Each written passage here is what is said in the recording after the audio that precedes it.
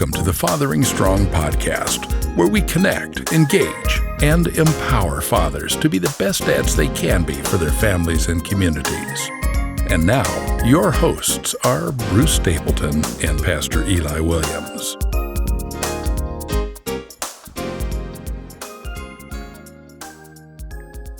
Well, hello, everybody. Eli Williams here. So delighted that you have joined us for this installment of the Fathering Strong podcast.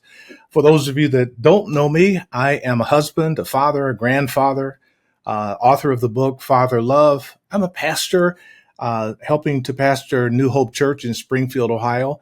And my main work is as the president of Urban Light Ministries, a nonprofit, and we're the ones that empower Fathering Strong. And on our podcast, we inform, share fatherhood stories, and encourage and inspire one another along our fathering journeys. My guest today on the Fathering Strong podcast, and I'm really excited about this, and correct me if I get your name wrong, I'll do my best, Miguelito Jerome. How'd I do?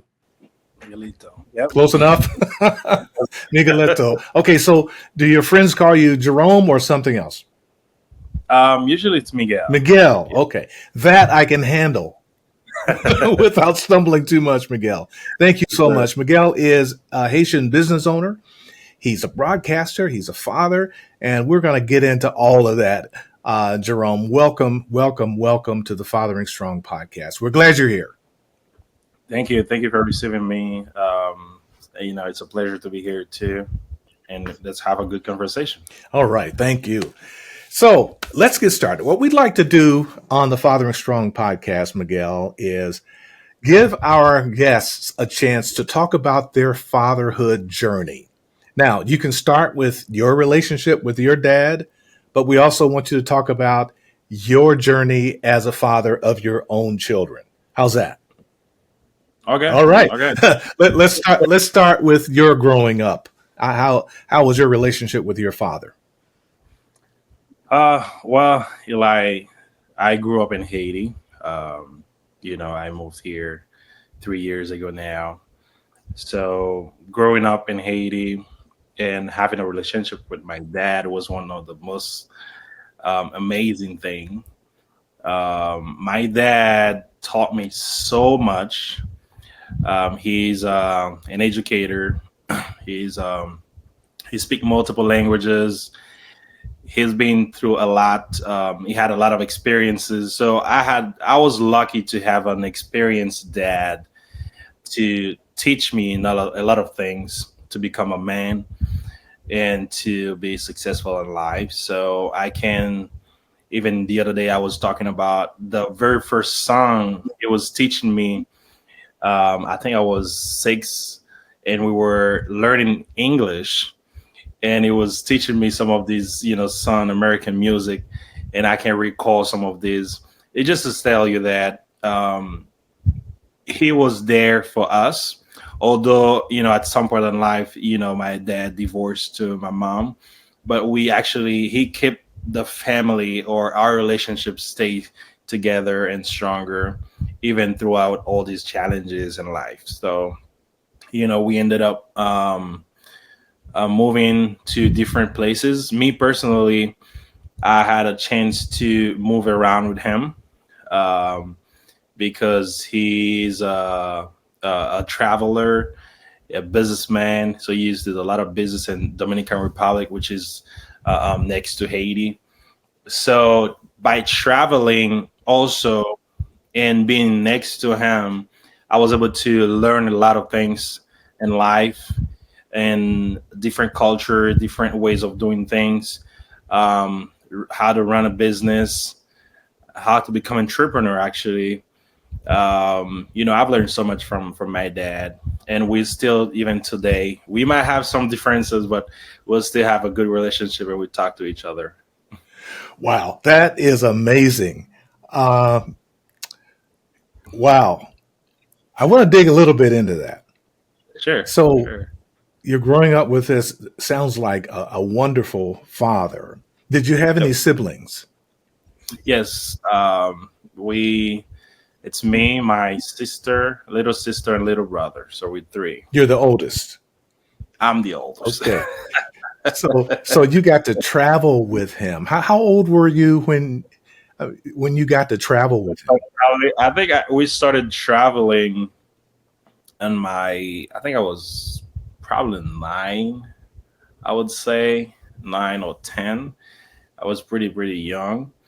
And the decision was, you know, my mom wanted to at least keep raising my little daughter and brother too, because there was a thing in growing up in Haiti. They make sure that the foundation until a certain age, at least to be stable, so you can, that's from 1 to, I would say, 10 to 12 years. That's when you pretty much learn a lot of things as a kid that will serve you, in your life. So it's where we'll build the person, the man and the woman of the future. That's how we say it in Haiti. So my mom wanted to keep my little brother and my little sister, to keep educating them and giving them some good notion of life. And me, I was the oldest, so I had to go out and travel with my dad. So we first started to go to different places in Haiti. My dad used to have some seminars going to different places to teach people how to do business, how to speak different language. Actually, my dad speak more than 7 languages, and we were going, back and forth.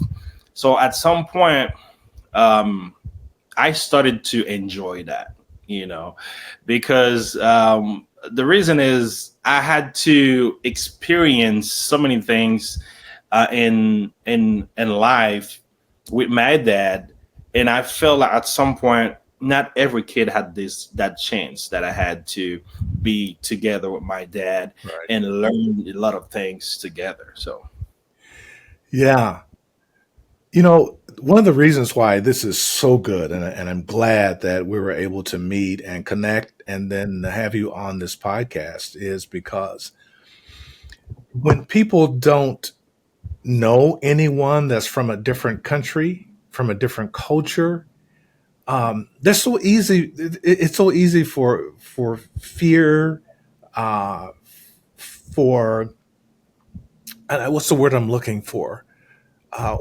When you standing, when you're not in proximity with someone, it's hard to get to know them. And when there's a whole group of people and there's this language barrier, and then there are the culture differences, it's so easy for there to be a divide that will disappear once you get to know people and get to that's correct. understand why they're not that different from I am. That's You correct. know what I mean? I agree. I agree. Yeah, so your being here, I think, for our audience is going to be a wonderful thing, especially our Springfield, Ohio audience, with all the craziness that's been going on the last few weeks Yep. here in Springfield. Getting to know you, I think, will all by itself lower some barriers when people get to know that, hey, that Miguel, man, he sounds like somebody I know. He could easily have been my next door neighbor. So let's That's and I agree. yeah, I agree with that. And that's one of the things that we keep promoting recently, is to actually connect, and create more interaction yes, in our community. And the reason behind is to help build more rapport, because that's one of the way that we believe that we will understand each other. yes, We'll be able to understand me, my behavior, why I act certain way, why I say certain things, why I do certain things. And by that, once you start understanding and we understand each other, we can now communicate and become true neighbors yes, together. Yep. absolutely. Mhm. All right. So I want to switch now to give you a chance to talk about your role now as a father, right? So let's begin. I'll ask you about your children. How many children do you have? Just one, just one. Sure. I just have my daughter. She just I think yeah. We were in Miami last week to celebrate her first anniversary, her first birthday. Oh, she's still a baby. A baby. Gotcha. All right. Excellent. Okay. And she's a girl. What's her name? May I ask? Levy, Livy? Levy. Yep, Levy? All right. Beautiful name. So, what was it like finding out that you were going to be a father? a father. Well, you know, I think it's something that you can even explain because, and in a way, me personally, because when I had that information and my wife now just telling me that, I was like, "Are you sure?" Because you don't want to play with the emotions, So I was like, "Are you sure about that?" Yeah. Yeah, yeah. I just had a test, and I'm like, "Well, that's amazing." And the moment I was, I could feel that pressure, Yeah. Yeah. Sure. coming into me, and at the same time, the pressure and the joy and the happiness all come together, Yeah. and to see that that's it. Yeah. You got to do that. Yeah. So by pressure, you mean the awesome responsibility now. Responsibility, that me now will have to act like my dad used to. Yeah. And the worriness and the responsibility and everything. Now it's my time. Yeah. Yeah. Yeah. Oh, that's awesome. So how do you plan to have more children and how many? Oh, sure. Probably one or two, honestly, probably a good two or three. It's a good number for us, Yeah. Let's praise the Lord to, keep us on a good path to keep having more kids. One thing I noticed, Miguel, Mhm. is that Haitian fathers tend to be very involved with their children's lives. I mean, I see them taking their kids to school. Mhm.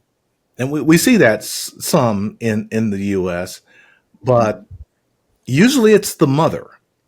The mother Mhm. is there all the time, and she's the main caregiver, and the men are less engaged, less involved, at least in the public when it comes to raising their children. Yeah. So it kind of stands out to me whenever I'm at a school and the parents are bringing their kids in. I see so many Haitian fathers bringing their kids. Is that something particular to the Haitian culture? Sure, definitely. I always say that growing in Haiti, the whole culture can be a really tough experience, right? So you need to the real balance, or the way that we see this, is that okay, the mom will be able to nurture and bring all the um, share love and teach the kids how to love and how to behave and all that. That's what anyway my mom did. My mom was awesome and raising us, and teaching us some of the good values in life and principles. But in the other end, we know as a community that the way Haiti is and the way the world is, you need to have that father figure to actually teach you the manhood anyway for us, man, to thrive in life. And this is something that we agree early on, no matter what happened, you want to have that figure to, help the kids go through life. That's excellent. That's excellent. And it That's a started good, very early. It started very early from, by going into like my friend. I was just with one of my friend, and he was rushing because he had to go get his daughter, and the daycare. So it's something that we feel like we need to be part of, to be that figure, because we understand that it's really important for the family, for the kids at least. well, that's a great example for many U.S. fathers. So kudos for that. And I'll be bragging on you guys some more. I've already done it some because it's so good to Don't get me in trouble. No, I won't. No, I won't get you in trouble. It's just good to see. It's good to see. Sure, sure. My guest today is Miguelito Jerome, and we're going to chat some more about his life and his experience, his journey to America, what that's like, and the kind of work that he's doing these days. This is the Fathering Strong podcast. We'll have more right after this. We dads and father figures need each other.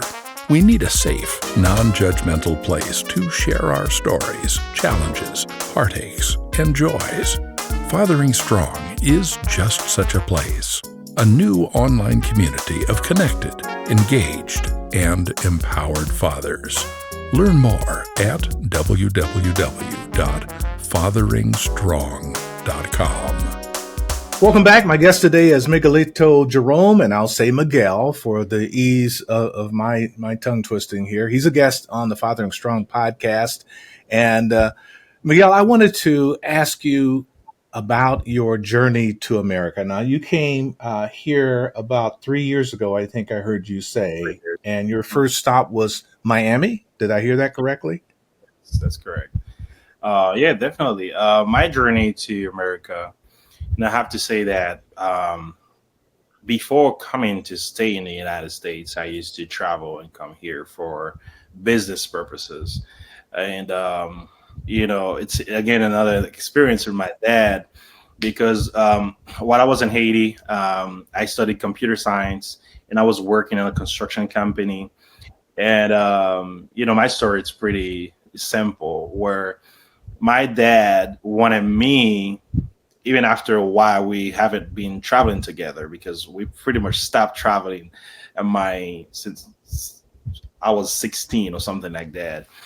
Because that's when I was like, Dad, I think I like it here and I want to bring some value. And that was back in Jeremy, which is a province in Haiti. And that's where I started the whole radio show, where I could bring my experience to the community. But that's to be back to this, my dad invited me to travel and to come join him in an expo that they were doing in Puerto Rico. And that's how, I applied for my visa and I had a business visa to come to the United States and travel. So I used to travel back and forth and run my business that way too in Haiti until, the recent events in 2021 where all the turmoil, all the chaos and the president of the country were assassinated. And that's when I said, okay, I need to reconsider some of the things and start thinking by staying more in the U.S. and see how I can start creating and bring value to my community. And, when I came, actually, I was invited by another friend. And, the idea was to come to Ohio to help the Haitian community assimilate better and speak English. And I was like, that's interesting. That's something, I see myself doing. And, I used to teach in Haiti, even though I used to teach computer literacy in Haiti. So I could come over and start, a school like this too over here. So that's when I was like, okay, let me come over and see how I can help. So pretty much by deciding to stay, I had to start selling everything I had in Haiti. And, pretty much all the goods I had and all the things and gadgets that I had in Haiti and my cars also to actually come and establish, a better life here in the United States. And all that because I was running and my life, was threatened at some point. So that kind of boosted me a little bit, just like many other families here coming to the States that had to sell everything they had to just abandon and come seek a better life and a peaceful life in the United States. Let me ask you about that. You said your life was threatened. Mm-hmm. Say more about that. There is a thing in Haiti right now where, based on all the chaos and turmoil happening, you cannot be a public figure. It's hard to be out there. So me personally, the way I used to engage in so many activities, going and running back and forth in the country, and teaching people and talking in different aspects. So I was targeted, as a person that were they wanted to silence me down and put me pretty much down, at some point. This was the gangs. The Okay. gangs in the area, the people that didn't like the way, because at some point I had some partnership with the U.S. Embassy to teach a lot of people about entrepreneurship and to travel in the country. So whenever I would come to the States, I would come to get some training and go back to Haiti and help structure many businesses. And I had quite, good time and fun with some of these activities, quite honestly. I think the biggest events we had is we had like over 500 women, and we're out in Haiti, sharing them. But this actually create a different, we were kind of bringing a different agenda, a different narrative that people didn't like at all. The fact that we were trying to bring positivity and help people grow, and that was seen as a threat. Wow. Yeah, That's for that's the unfortunate. politicians, a threat for the politicians there, a threat also for the business person there too, that probably was established and wanted to probably keep their monopoly. So this is a situation that me myself, start I had to stop doing everything I was doing and stay back for about a year, I would say, until I was like, okay, I think that's it. I can serve better, and I can use my knowledge and experience somewhere else, and until Haiti can be a better place. Yeah, well, I'm glad that you did have a way to get out and to get here. But Yes, but you stopped. But you went first to Miami. Is that what I heard you say? that's correct. I went to Miami, and How long were you there? I stayed for a couple months, because I was in search. I was really looking to find um, a way to serve, the community. Hmm. And what I understood is that Miami is pretty saturated and diverse. It's a well-established community already. Hmm. Um, by receiving that invitation to come to the Midwest to help a growing community, that's where I was feel okay. That's probably where I need to come. And Yeah. so you came here about 3 years ago, and you were able to go to work. hmm And what was your work? Your first work here? What did you settle into? Well, when I first came, I started to help a company by translating documents for the associates and a warehouse. So it's a whole process because since we're there, I believe once you come here to the States, you need to readjust your status and get your work permit, and it's a process. It takes time, and once you have it, you need to start working. And also, since we're talking about that too, one of the misconceptions that many people have, and or even at the radio, people come to me and talking about that, is that even the assistants themselves, when you come here, me personally, I had to sell so many things to actually apply for my work permit until I could start working. And one of the things that we are told, even in Haiti, to come here, when you come here, first thing they tell you, hey, if you stay in the assistance or you receive any assistance, first of all, it might mess up your immigration status. So meaning that you cannot really sustain yourself. So you probably won't have the permanent residence anymore. So this is one thing that me, my community, and all the people that I talk, you can do all you can to actually stay away of the assistance, and because it might mess up your status. So the process, many people had to go through that, and for a couple months until they can get their work permit. And once you have your work permit, you are now eligible to work and get your, your own insurance, and you won't be eligible for any of these assistance too. So in me, in my case, I start working and translating and helping people to do at their, at the job, because before they had so many issues. So I started doing that. That was my first, very Mhm. job. Mhm. Now, I heard you say, I believe, that you also train in computers. Now, what does that entail? Computer literacy. Literacy. Okay, gotcha. That's the Mhm. word. It's pretty much teaching everyone how to use the basics of computer. Gotcha. Okay. And yeah, it's something really important in our community, especially because the thing is, in Haiti, we don't have all these technology in place. And the things that you probably learn even at your in time in high school might not be, you know, something that I learned in high school, right? Like getting to use all the technology. And by technology is not just computer, it's just pretty much everything. You go to through a restroom and you see a sensor, bathtub, bathroom Sure. or toilet, right? So these are the things that, I was really interested on sharing and teaching most people how to use the computer, how to use online services and online platforms to better serve themselves. Well, that's excellent.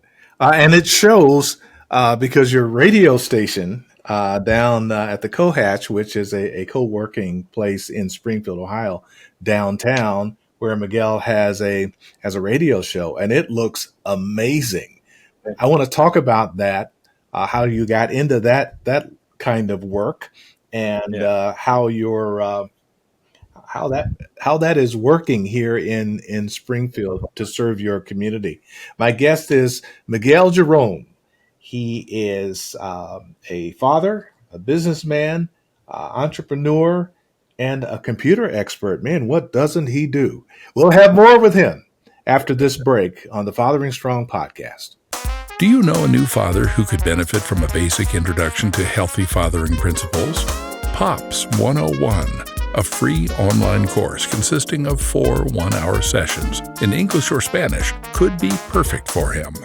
POPS 101 lays out practical steps toward becoming the protector, order keeper, provider, and stabilizer his child needs. Learn more at urbanlight.org.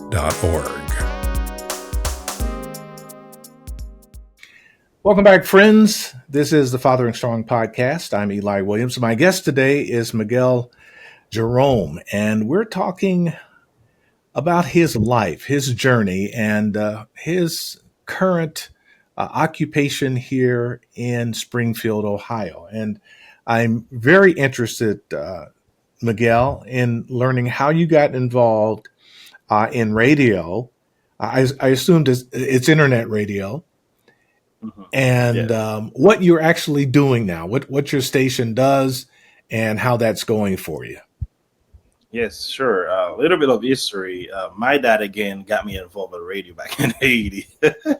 So, he started a show called Espacio Latino. It was a show in Spanish. And he was like, "Well, Miguel, I think it's time for you to have to join me in the show and eventually leave the show to run by myself." So, coming here, I feel like I spent like 10 probably years doing radio in Haiti. So when I came here, I know for sure that in any community, communicating and sharing messages, information, it's really powerful, and it can actually help grow a community and empower a whole community. So we're like, okay, in 2022, me and Gilbert Photo, which is the man behind the whole idea of the radio NDL, and my friend from Haiti to Girly Philidor, we actually joined together, us three, to come up with the radio station. So we started pretty slow, and right now, moving forward, we're in Cohatch, downtown Springfield, and we have the most diverse, I would say, studio and platforms right now, because our content, we are really trying to bring everyone,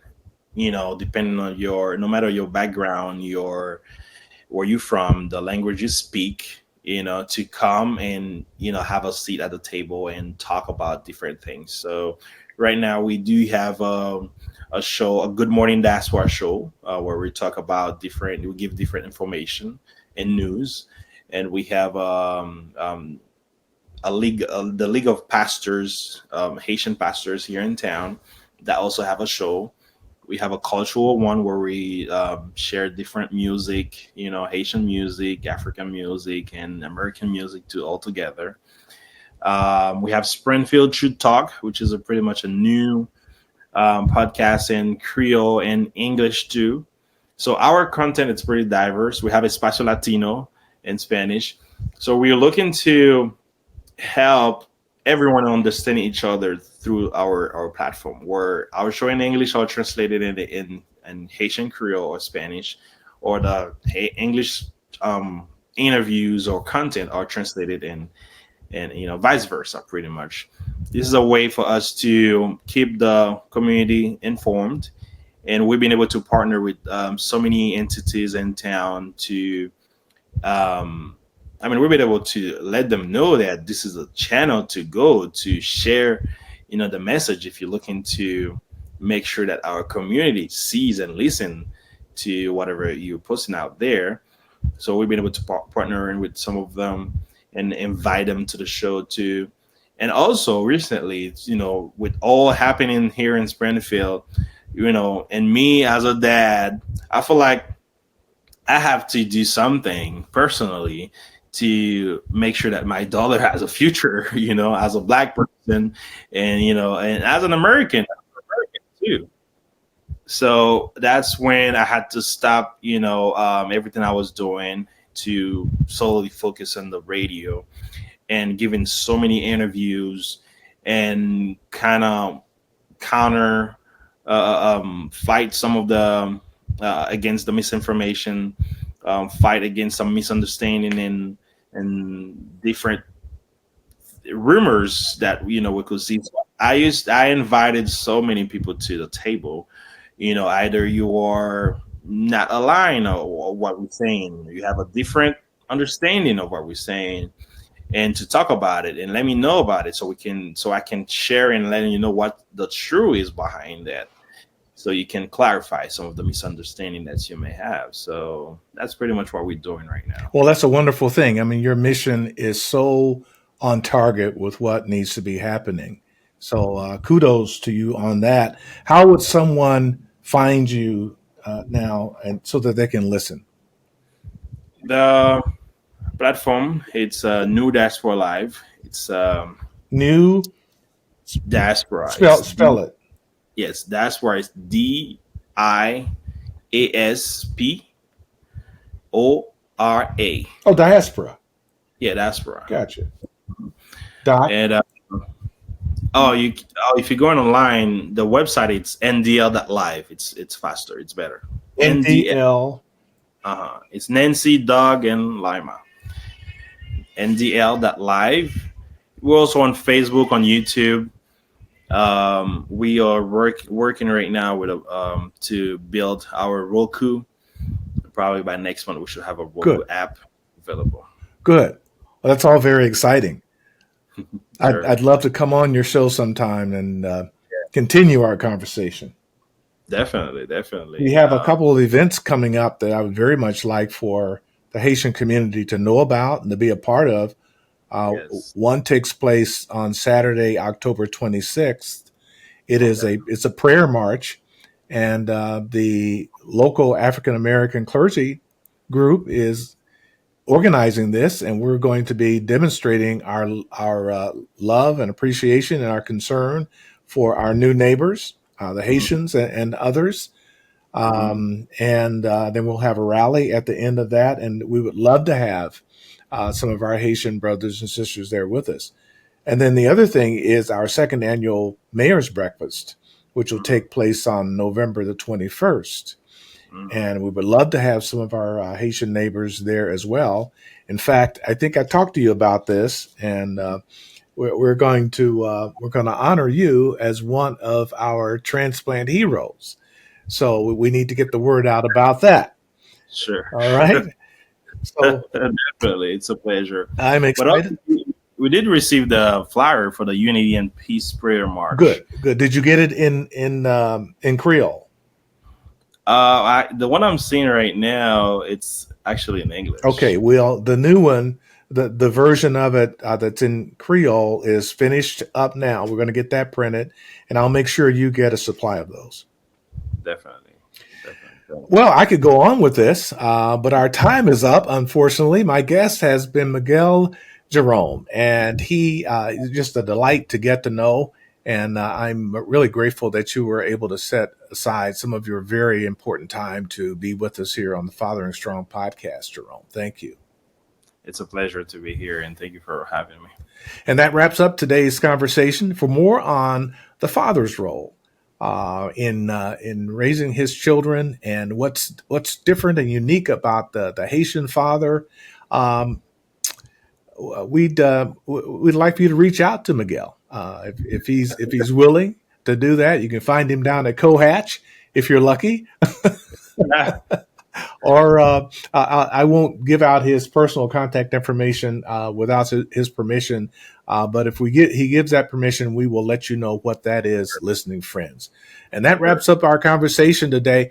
We want you to know that the Fathering Strong blog post, which comes out every week, can be found at urbanlight.org. So we invite you to go there and learn about the many other resources, including our weekly Fathering Strong podcasts, our devotionals, videos, fatherhood courses, and so much more. Explore fatheringstrong.com today. Thanks again to our guest, Miguelito Jerome, and we'll be back next time. In the meantime, I want to remind you, fathers especially, that the Lord has given you a precious gift in your children, and we want to encourage you to give your children what no one else on earth can. And that is your fully developed father love. That's Fathering Strong. God bless you. Fathering Strong is powered by Urban Light Ministries, a not-for-profit organization serving the needs of families and children for nearly 30 years. Your support helps us continue turning the hearts of fathers to their children while meeting some of the immediate critical needs of struggling families with small children. Contributions of all sizes are welcomed at www.urbanlight.org.